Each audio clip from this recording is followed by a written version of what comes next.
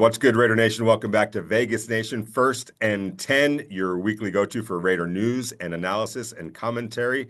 And boy, there's a lot going on. I know it's the offseason. It just kind of officially started coming off the heels of the Super Bowl, but it's never a dull moment, and things are moving pretty rapidly right now. And we're going to get into all of that. I'm Vinny Bonsignore with Vegas Nation. I cover the Raiders for Vegas Nation. My great co-host, Adam Hill, also from Vegas Nation, the Las Vegas Review-Journal, is joining me. As usual, before we get to Adam, just want to remind everybody that Vegas Nation podcasts, including First and 10, are brought to you by the Las Vegas Review-Journal and Station Casinos STN Sports, and we thank them for all their support. Adam Hill, the coaching staff appears to be in place. No real surprises after they made all of that official, but now I think it's full bore ahead to John Spytek and Pete Carroll and Chip Kelly and everybody else that has a hand in this, in retooling this roster. And we all know that starts with the quarterback position, doesn't end with the quarterback position, but where the Raiders are right now, it does start with the quarterbacks. And I do want to talk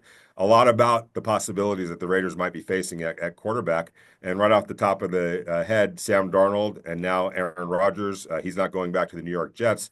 I think that those two quarterbacks would just immediately go to the top of the list if you're the Raiders, and maybe if you're Sam Darnold and Aaron Rodgers as well. So let's get into that. Of those two options, who do you feel would be the best fit for the Raiders? Whether you're talking about short term, long term, whatever term, who would you feel is the best fit? Yeah, it's an interesting choice. Certainly with some of the names that are going to be out there. When you mention those guys in particular, obviously we look at what they did this year. Aaron Rodgers wasn't great at all, and he certainly didn't look like the player he did in the past. But oftentimes we have talked about many players looking better in their second year off an Achilles injury than they do their first year coming off of it. And that's what the season will be in for Aaron Rodgers.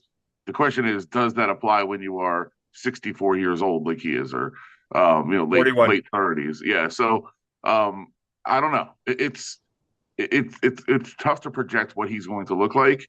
It's also tough to project, hey, what is this Raiders offense going to look like around him? Because he needs, I think, at this stage of his career, as talented as he still is, because you did see times last year where you'd see a throw and say, oh, okay, he might still have it. And then there'd be three in a row. You're like, all right, I guess he doesn't. Will he be more consistent? Probably. But I do think he needs the right pieces in place around him to be an elite level quarterback again. And I don't know that the Raiders have that right now. Will they come opening day? Potentially. But I do think you're going to need to build the right structure around him if you're going to bring him in. And I don't necessarily know that that's the right solution. Sam Darnold obviously took a major hit to his stock the last couple of weeks of the season. He looked like the Sam Darnold that was lost and seeing ghosts again, not the one that we saw most of this season. I do think he's still a very talented player.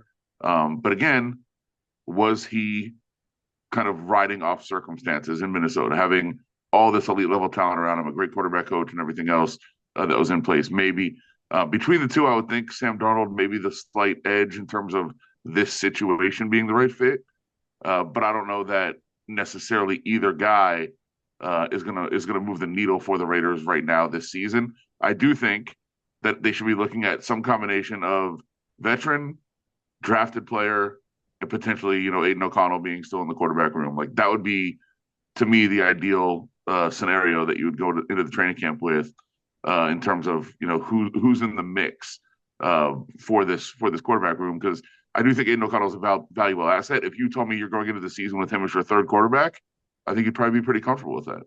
Yeah, I don't know that he would be comfortable with that, No. but yeah, I'm sure the Raiders would be, no doubt about that. All right, let's talk about some numbers then, because numbers are going to drive part of this story without question. And when we talk about numbers, we're talking about contract numbers. So, doing some poking around, I think, at least from what I'm hearing, is a market for a viable, realistic market for Sam Darnold would be something along the lines of what Kirk Cousins got. And I know you see the 4 years, $180 million, but So next.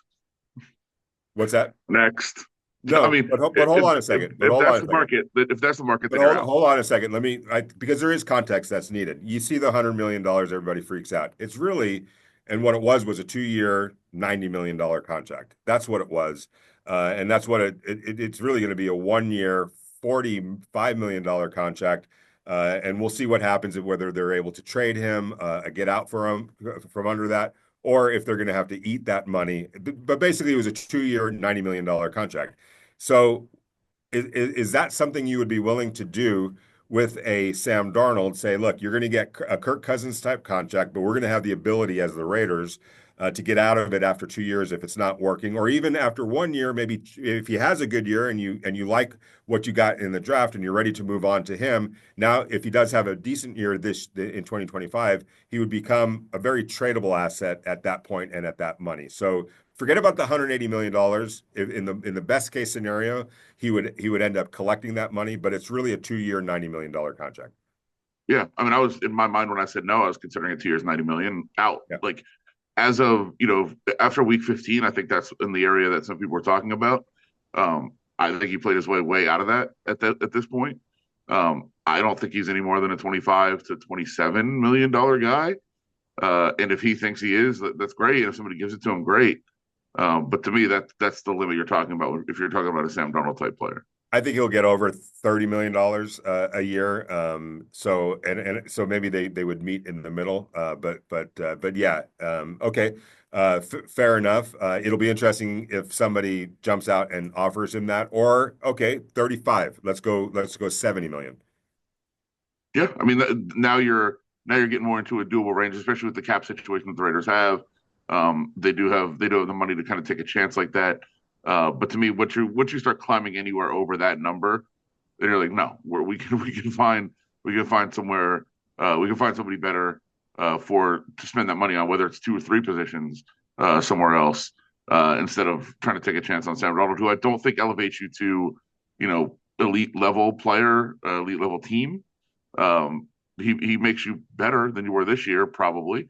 But I don't think he changes the situation enough to generate that. And I know quarterbacks get a lot of money, but I think you'd be better off as a team spending that money elsewhere. All right. So Aaron Rodgers was scheduled to make $37 million this year, 2025, with the Jets. Obviously, that's obsolete now. It's a moot point. They're going to move on from him. He said that he was willing to work with that contract and maybe take a little bit less or restructure it to take a little bit less for the Jets to help themselves a little bit around him, presuming that he still has that flexibility or that mindset. What about a 2 year deal that works out to about $35 million a year for him, with the ability to maybe walk away from it after 1 year? Yeah, I mean, I think there's certainly questions that need to be asked behind the scenes too, of exactly where his mind is, where his focus is, those sorts of things. It sounds like part of the problem with the Jets wasn't just his play on the field. There's a lot of other things that were going on, whether it be in the locker room with him, with people around him. Obviously, the outside distractions. Reports are the Jets didn't want him doing a weekly interview every week nationally, and talking about everything going on behind the scenes and with his players, and sharing that much and being that open. And I don't think it was necessarily about the interviews. It was more about how much time he was dedicating on those and focusing on outside appearances instead of with the team. So there's questions to be asked for sure. Do you But think that matters if the message, if the content is good content? Like, were the Jets worried about the time on a day off that he was given, or were they more worried about, man, we're playing like crap, and that's what they're going to be talking about, and that sheds a bad light on us? well, like I said, I don't think it's the interviews that he was doing. I think it was more, you know, as somebody who watches the show regularly, I think that Aaron Rodgers is sharing things like every day with them. Like there's always a source from the Jets that is reporting things on the show. Hey, get some sources of the Jets saying this. Like I think it's more of those sorts of things, and like how much how But much again, your focus is if you're outside. winning, why? If you're winning, it's good news, right? I mean, But yeah, yeah.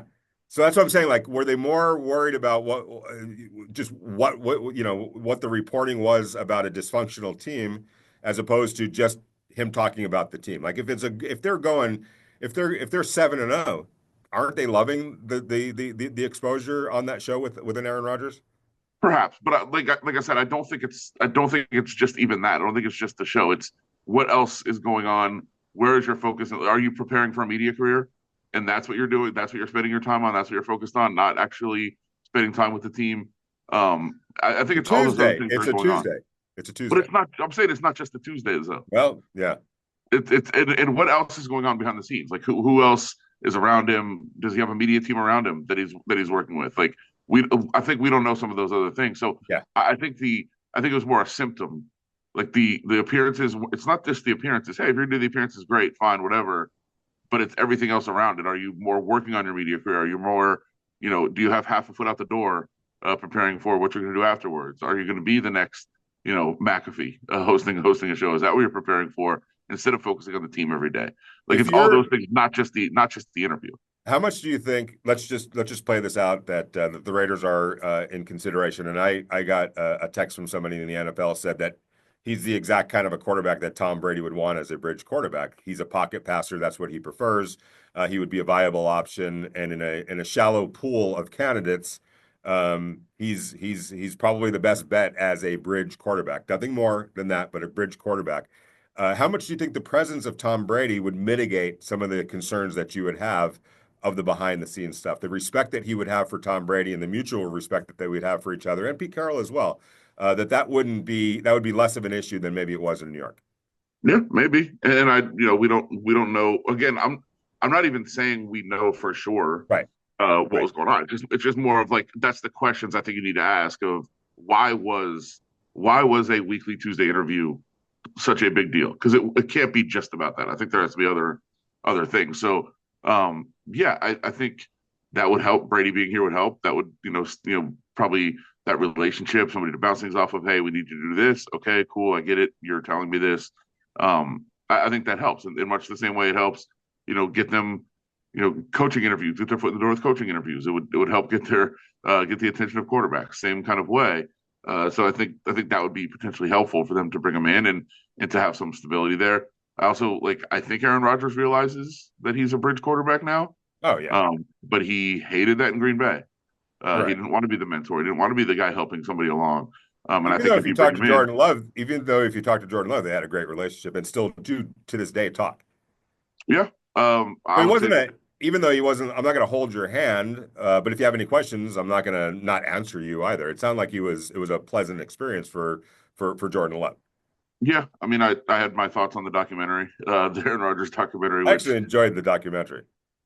I thought it was. I mean, it was. I saw a guy that has other interests in life and is trying to find that balance in life. And as somebody that tries to look at new ways and different ways, I didn't think it was. I actually came away um, feeling a little bit better about Aaron Rodgers than I did going in. And I thought I was going to hate the darn thing. Well, as the opposite. I used to be a very much a Aaron Rodgers apologist in some ways, and then it kind of made me hate him a little bit. Not everything, but just like certain parts about him, and the fact that he put it out, Yeah. which always makes me really really annoyed. Watching documentaries when you don't quite know that at the beginning, you're like, oh wait, this is him telling his own story. I don't love this. I like other people telling the story of the person to get a more balanced picture. But yeah, I think there was parts of it that were to me, I was like, all right, I don't know about You know what's, I'm going to where's stop my you dip. right there real quick because I've had this conversation with Devontae Adams before, and it was, if we put ourselves in their shoes sometimes, and I'm not like I try to be as careful as possible when I'm quoting somebody to quote them correctly, how they said it, what they said, not play with, a comma here or a period there to take it out of context. And I think one thing that Devontae said, and this is shared by other athletes that I've talked to, and people that are in the spotlight, is how many times what they said gets completely taken out of context. So and for that reason, I get it. Aaron Rodgers did the Netflix series. He was in control of it. But just playing devil's advocate for a second, don't you get it? Don't you understand that? I'm sure there were so many times in his career where things were just completely misinterpreted, completely misreported, by ESPN, by whoever, and you're like, that's not what I said. That's not even what I meant. And wouldn't that get a little frustrating when your story's not being told correctly or accurately? Potentially, but I would also say, and I've heard this out of Aaron Rodgers as much as I have out of Devontae, because I think they've talked about this and they both decide to go with this out of context narrative. Like the two kings of vague quotes, like saying the most vague possible things. Passive Um, aggressiveness. right, passive aggressive and completely. You're trying to say something without saying it, and Yes, then get mad when it's taken. Like, very say it true. then. Good point. If you don't want to be taken out of context, just say it. Yes, Like I completely that's the agree. crazy thing. And then they're like, "Well, I said this, and I actually was saying this."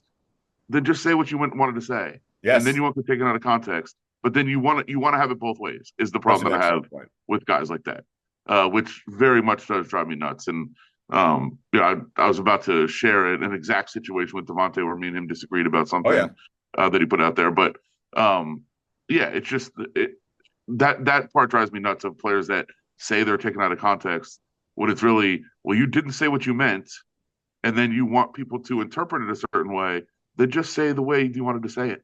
I am so in agreement with that. All right, let's kind of try to bottom line this real quick. This is the question that I would have for you. What's the more likely situation that Sam Darnold last year was a Cinderella situation, and the pumpkin's gonna, arrive, as soon as next year, or that he's actually now on the right path? That's one scenario, or two, I guess. Uh, Compared to the Aaron Rodgers that we saw last year, that it's more likely that we're going to see the Aaron Rodgers, a much better version of Aaron Rodgers than the one we saw last year. What's I more would say likely? Yeah. What's your bet? I'm gonna slightly change the question to Okay. answer it this way and say, who do I think will be a better player in 2025? Aaron Rodgers. Okay. All I right. mean, I think he will be again another year removed from the surgery. Um, Again, he's old, but he does work at a certain level that you would have some confidence that it'd be okay. I think Aaron Rodgers is a better player in 2025. I don't necessarily know for sure that means he's the best fit. I think it also depends who else. Are you drafting a player to bring in, which I assume they are at some point, Yes. whether that's in the first round or more likely, second, third round, drafting a quarterback. If you're signing Aaron Rodgers, then you're drafting somebody to develop, and you're also probably having Aiden O'Connell around. Like, who's a better fit? Potentially, I would say it could be Sam Darnold, but I think Aaron Rodgers is a better player in 2025 than Sam Darnold is. If you sign Aaron Rodgers and Shador is there at number 6, would you still pull the trigger on Shador at number 6? Probably not, because I think that changes what your outlook is for the season. Like, if you're signing Aaron Rodgers, that means you're trying to compete. Yeah. Like, you're not signing Aaron Rodgers to build for the future. So you're not wasting your first, not wasting isn't the Yeah. right word. You're not using your first round pick on a developmental player if you're trying to compete right now. I think You can't I do that. That's bad organizational structure. No, I think you're drafting Aaron. I think you're signing Aaron Rodgers to try to create a winning environment, a winning culture, and win football games.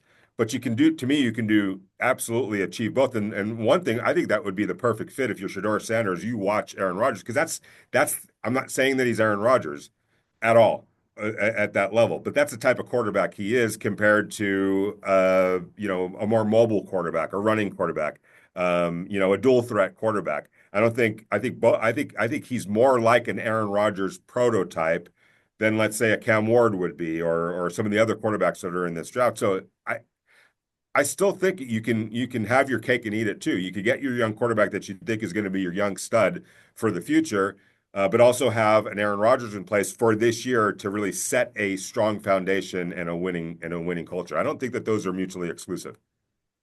Well, I think I've thought for the last 5 years having trying to have their cake and eat it too has been the Raiders' problem. Like they've tried to compete while trying to build. It doesn't work that way. It just doesn't. You really can't do both. But they You've never got to had a. decide what your They plan also is. never had the quarterback, the franchise quarterback in place, and that's what Shador might represent for the long Might, haul. Like might, but I now, think their but now, biggest mistake was never drafting a quarterback when Derek Carr was there. And you could have sure, easily done that and still tried to compete without a question. The Eagles did sure. that. The Packers have done that twice. So You've got to have the rest of the team in place. And the issue would be if you said Aaron Rodgers for 1 year, if the deal was for two, say he's here 2 years and Shador is sitting. Now you still don't know what he has. Like you still don't know what you have in Shador. And now is the rest of the team ready to compete when he steps in? And what if he's not good? And now you're turning the reins over to him in 2 years when the rest of the team is great, and you're giving him the situation, and he's not good enough to step into it. I'm not saying he is or not, Right, but right. if he wasn't what you thought he was, now all of a sudden you've stepped back, you set yourself back again in that way. Like, and I also don't know. Like, I feel like Aaron Rodgers, if he's coming here, would ask, "Are you drafting a quarterback in the first round?" Like, is that going to happen? Because I do feel like that would be part of his his thought What process of like, situation is out there? What situation is out there that anyone would say no to that if the quarterback was available?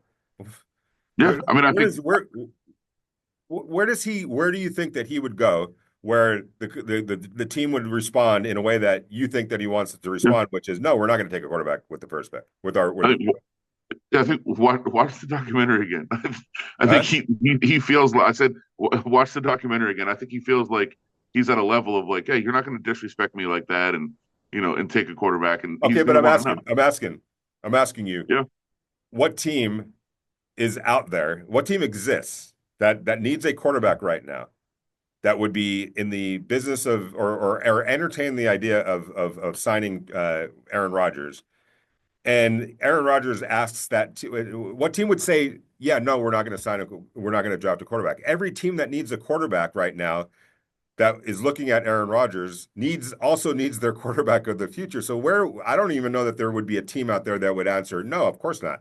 Like what team, what what team exists that would answer that yeah. for him? And if Well, he I think the issue that you would get into is no team would answer it honestly anyway, because you don't want to if he's asking the question, you haven't signed him yet. You don't want him to then run out and be like, leak through places in the media, McAfee show, that this team is not drafting a quarterback in the first round. right, I think they would Like say, you well, don't want to we leak it can't out there. answer that question because we don't Right. know unless you have the number one pick overall. Yeah. You can't answer that question one way or another. You just have to say, look, that's a decision that we're not gonna lock ourselves into telling you, no, we're not gonna draft a quarterback. We're not gonna say that we are drafting a quarterback because we don't know if that quarterback's even gonna be a quarterback that we like is gonna be available with that pick. So, Yeah, right? but the issue, not it's not even a negative. I'm just saying the issue you could have with the Raiders, and went back to the positive of the Raiders having Tom Brady, is I think that'd be a conversation that Rodgers would have privately with Brady and be like, hey, what is your what is your plan here? If you bring me in, are you drafting a quarterback in the first round? Is that what you're doing, or are you going to give me a wide receiver? Like, are you going to go get McMillan for me? Are you going to go get an offensive lineman for me? What are you going to be doing with that first pick? Just honestly, so that Yeah. I know what the situation I'm stepping into. Because I don't think, again, not that the team would be honest, but I don't think you would want to step into a situation where they're drafting a quarterback in the first round.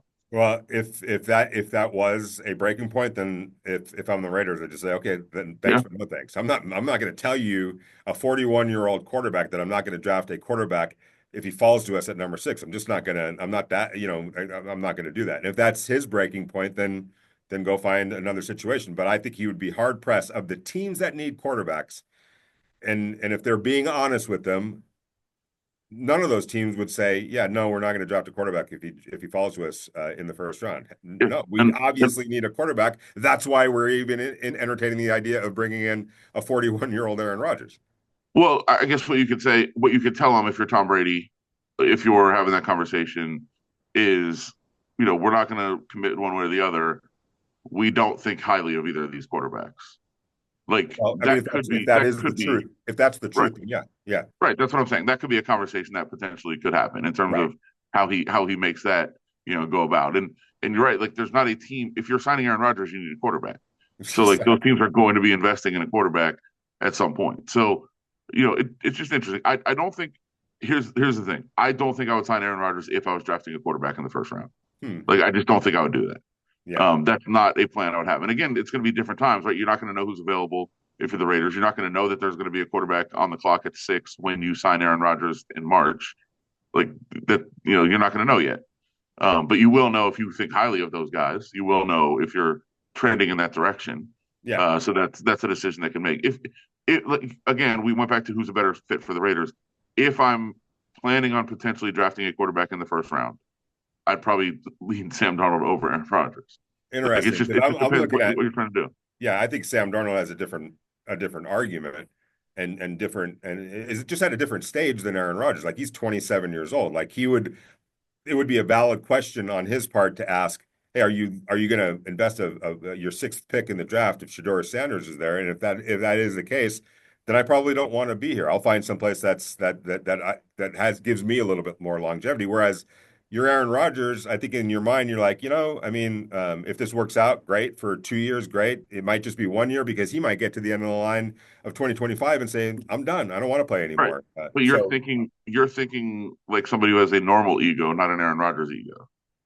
Like Yeah, that's the different. And by the way, that's part of what made Aaron Rodgers great. right. So it's not a complete knock on him, but that's where he Yeah. is. He still thinks he's the best quarterback on the planet. And what do you mean I'm 41? I'm still the best. Yeah. Yeah, well, then if that's the ego he's gonna, bring to our meetings, then I'm thank you, but no, thank you. I would think that he's Oh, more, it is, by the way. Like, yeah, well, and I would, for better or worse, that's just who he yeah, is. I would think that there's been a little bit of humble pie that he's eaten over the last couple of years, and I think he sees the end, and I think he sees like I think he's more about like I really don't want to end it the way it ended in New York. I want to go out on a little bit of a higher note, but I'm not going to sit here at this stage and play that kind of hardball, with any team because that's not reality. But if that's how he is, if he has a non-reality based ego, then you don't want any part of him at all. But I would think that all that would get squared away one way or another.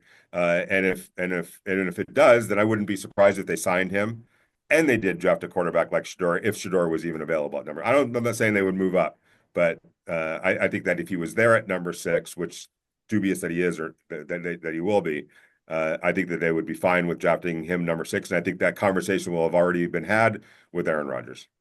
We'll see. Well, it's not news to anybody that listens to the podcast and watches us regularly that you have more faith in people than I do.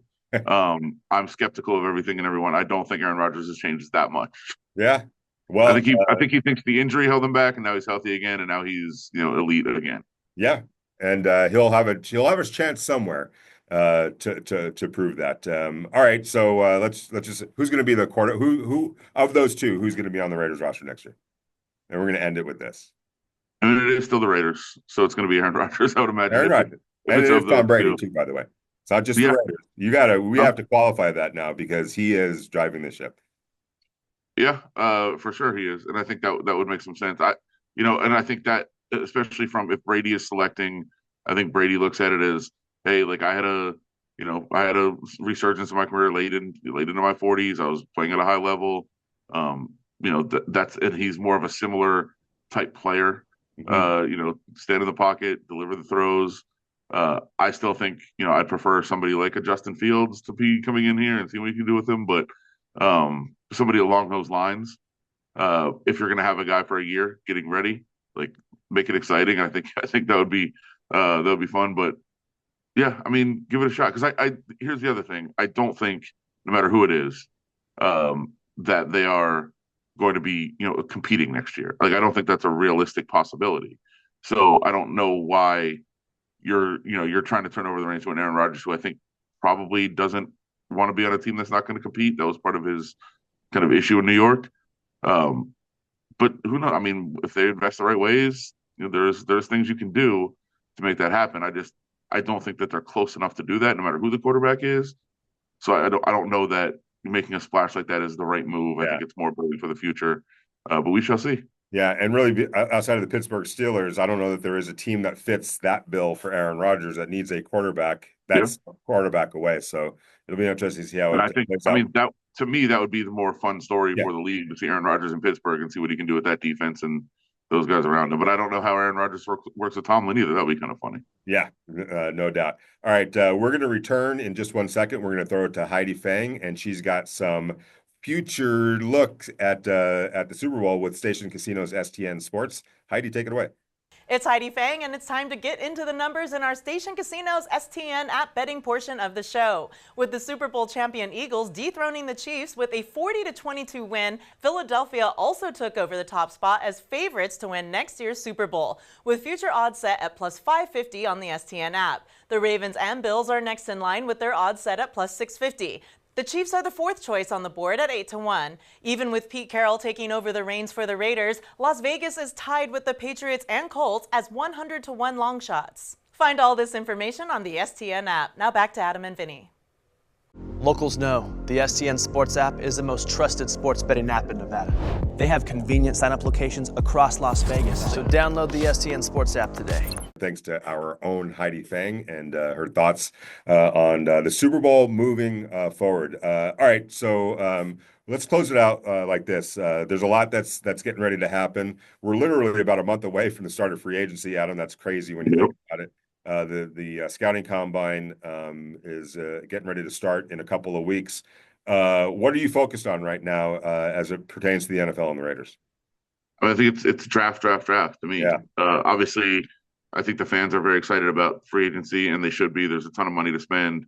I don't think they need to go out and just go on a shopping spree. I don't think that's the appropriate thing for the team to do. I think it's to spend it wisely, to spend it on younger players, looking for the future, not big splashy names necessarily. And they will. I think they will. They'll find some players. They'll bring some guys in, and I think it'll be exciting, certainly, to watch the quarterback market for one on the surface. But I think just quality acquisitions to build for the future. But it's more about, like, this team needs to build through the draft. There's no question. There's a bunch of spots that they need. There's guys that I think play for 2-3 years from now. And I think going back and listening to a lot of what John Spytek said when he was in Tampa. He talked about different drafts where some years they were looking for guys that are going to be hitting their peak in 2 or 3 years, or coming into their prime in 2 or 3 years, and really guys that are developmental type players. And then other years you needed to draft guys that were going to be able to play right away, and their ceiling might not be as high, they might not be as good in the long run, but they're ready to give you something this year. I think it's more the previous for this team. I think you're looking at guys that would be the former. The former, correct? Yes, that's what I meant. Thank you for correcting that. That was a ridiculous term that I'd forgotten, and that's what I was looking for. It'd be the former for this team. They're looking for guys that, hey, maybe they're a year away, maybe they're 2 years away, but they have really high ceilings, and they're gonna be able to reach those ceilings and play to an elite level. And I think that's the kind of players that they're looking for now. Not necessarily. John Spytek talked about the 2023 Bucks, where they were, hey, we need guys. I don't care about their ceiling. We need guys right now that can play, that can start week one. Yeah. They were able to find some of those guys, and that's why they were able to, despite $80 million in dead cap, they were able to go to the playoffs that year because they were able to draft like 4 guys that started right away for them. Yep. I don't think you need that right now. You're looking for guys that are going to, project and be good in the future. And I think the work has begun on that, and I think that's what they're looking for. Not that they can't start right away, but aren't. They might not be quite there. Maybe not a whole lot of experience in college. They're still learning the process a little bit. Like, those are the kind of guys I think they want to look for. Absolutely. All right, great stuff, Adam. Thank you very much. I think you got a mock draft coming out here Sunday. Okay, so be on the lookout for Adam's. What is this mock number? This is 2, but it's number 1 since our numbering system is a little off sometimes, but it's number 1 since the Super Bowl. So the first time we've actually had the draft order set when we're doing a mock draft. Got it. All right. So be on the lookout for that. It'll be posting probably sometime on Saturday, but for sure on Sunday in the paper and online at vegasnation.com. We appreciate you. Appreciate Heidi for all you do. Our thanks to the Las Vegas Review-Journal and Station Casinos STN Sports for all your great support. Want to thank our listeners, our readers, our subscribers, everyone that taps in, whether it's to read our stories, watch our videos, check out our photos, check out our videos, all of that good stuff. You're why we do this. We thank you. Enjoy the weekend. Have a happy Valentine's Day weekend, and we'll be back at it next week. Thank you very much.